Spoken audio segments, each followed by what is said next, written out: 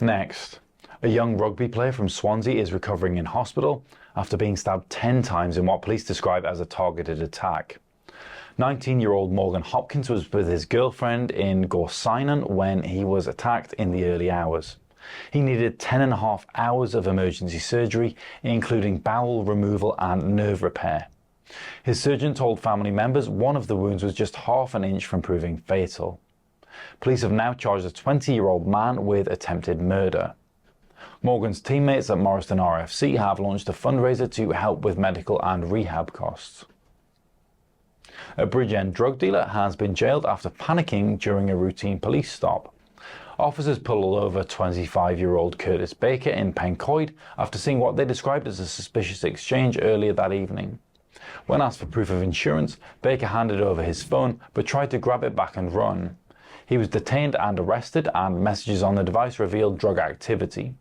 A search of his home uncovered cocaine and weighing scales. At Cardiff Crown Court, Baker admitted possessing a Class A drug with intent to supply. He was sentenced to 2 years and 4 months in prison. Plans to house more people in a converted home in Newport have prompted concern from local councillors.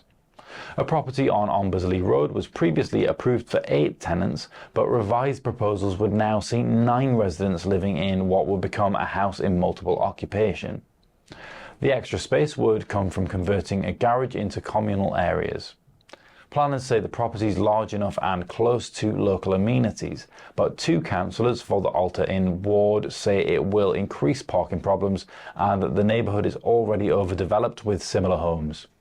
The application is now open for public consultation. A Cardiff landlord has been fined over £50,000 for ignoring repeated safety warnings at a property on City Road. The building was only licensed for 6 flats, but 11 were found inside. Magistrates heard how fire safety failings had led to emergency prohibition orders as far back as 2018. The landlord, Mohammed Abdul Qosur Chowdhury, had been previously prosecuted but was found to have relet unsafe flats. A district judge described his actions as a flagrant breach of the law. Cardiff Council said it hopes the ruling sends a message to other rogue landlords.